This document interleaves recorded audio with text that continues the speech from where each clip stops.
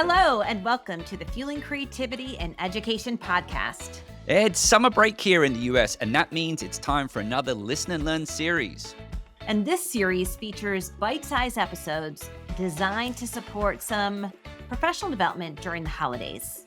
Now, as scholar practitioners, Cyndi and I do see the summer as a chance to recharge and catch up on new ideas and research. So Matt and I put together a list, and we reached out to some of our past guests who have recently published books and invited them back to talk briefly about their latest work.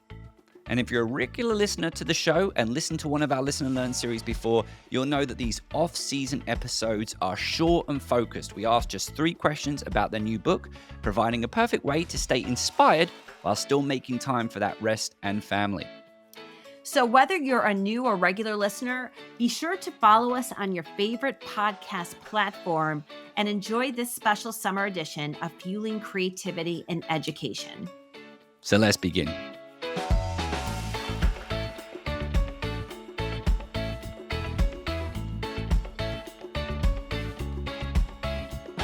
In this episode, we welcome back to the show Dr. Zorana Pringle, who is a senior research scientist at Yale University Center for Emotional Intelligence. Now, for our regular listeners, you will know that we had Zorana in during season 6 of the podcast, and Zorana did a double espresso with us on emotional intelligence and creativity. Dr. Zorana, welcome back to the show. Thank you for having me. So today we're talking to Zorana about her new book, The Creativity Choice, which you can purchase in the show notes below. And we're going to ask her 3 quick questions so it can spark your curiosity and have you go and pick this book up so you can read it on your family vacation. So our first question, Zorana, is, can you give us, and this isn't even a question, can you give us a 60-second pitch of your book? The Creativity Choice is a book that starts with the premise that we have learned in the last 75 years a lot about coming up with creative ideas. They are programs, they are techniques, we know how to do it. But what is missing is that, okay, now you have an idea, what do you do? And the Creativity Choice is about the process of transforming ideas into something tangible. You are doing a lesson plan, you are doing a new curriculum, you are designing a new school, you're writing an essay, whatever you are doing, it can help you go through the ups and downs of the process. That sounds great. And thank you for that quick pitch. Who is your target audience for this book? The audience can be anybody who is interested in creativity in any way. And that means you want to support and develop your own creativity, those of others. This is a podcast for educators and those in education. Do you want to support it and develop it in your staff? If you are principal, school leader, in your students, it is relevant for all of those audiences. If you are a coach working in a space of leadership or personal development, it is for you too. And Zorana, what's a misconception about your topic that your book breaks open? There are a number of misconceptions that the Creativity Choice pulls apart. One is that creativity is really about arts. And sometimes we see this in programs that are trying to build creativity, which ends up looking as a component of drawing in an otherwise different setting. No, creativity is not just about the arts. Creativity is about anything that can be in some way original and effective or appropriate for its context. And another big misconception is the one that I have started with, and that is creativity is not primarily or firstly about coming up with ideas. We start with ideas, but those ideas change, they develop, they evolve in the process. So it's not you have one idea, now you are executing. It is a continual process of development. And just to very quickly build on that, I think the context piece, which can so often easily get overlooked when we focus too much on originality and appropriateness, but it's appropriateness to that environment. So it's also about responding to some of the constraints and challenges within that environment. You've got this great idea, but as you begin to put it together, there Mhm. are these constraints. And I quite often talk to those teachers about, yes, there are time constraints. There are limitations with the resources that you have within your space. And it sounds to me it's a recognition that it's a choice to take on those challenges, to remain flexible in response to those challenges, to adapt and modify. And is it fair to continue to persevere as well, despite all of the obstacles that you're facing as you're putting it together? Oh, I very much agree. Creativity always has obstacles, always has challenges, always has a lot of uncertainties. Sometimes that seems discouraging to people because we have a misconception, again, coming to that idea of misconceptions, that creativity is about complete freedom of choice. There was a study a couple of years ago by a bunch of colleagues of mine that looked at creativity myths across 6 different countries.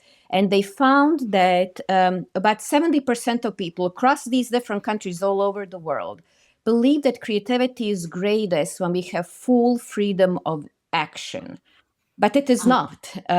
We are more creative with constraints. They push us towards more original solutions.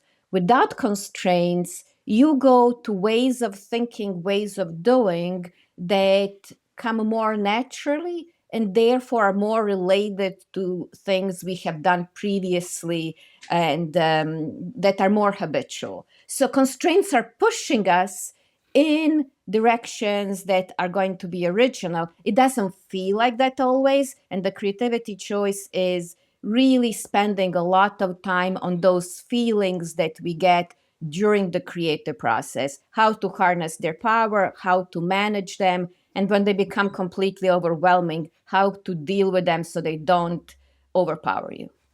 And Zoran, I have to say I did read most of the book, and I'm really enjoying that aspect, is really identifying those emotions that come with the creative process that's often lacking in the cognitive rational semantic research around Yeah. creativity. So thank you for bringing that in. And of course, that is your specialty.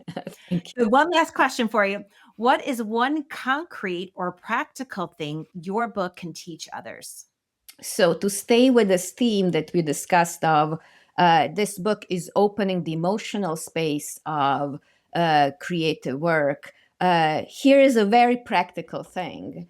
We all knowing our emotions and knowing ourselves can get a sense of what our triggers are, what are some regularities in our emotional experiences. It turns out we can use those to our advantage. Sometimes we say that we feel creative. What we usually mean by that is that there is this sense of a mood of being expansive, being able to be playful and spontaneous.